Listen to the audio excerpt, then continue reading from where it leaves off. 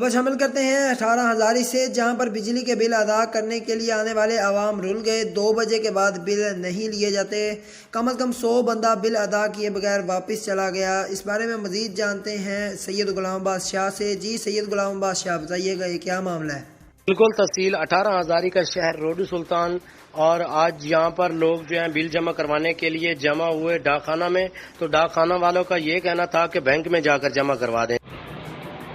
खाने वाला नहीं लिया जी, उन्हें आखिया जी बैंक जाओ, बैंक आया जी हबीब उन्हें आखिया जी अस भी नहीं लेंदे जी, एक उत्थे चले जाओ जी लोकल दुकान है फुटस्टेट जी, उन्होंने जी मंद मुक्की मंथली फी बिल 50 रुपये ले रहे हैं। और उस अफीसर का ये कहना था कि ये हमारा काम नहीं है और SDO साहब का काम है, ये शिकायत SDO को करें। जी।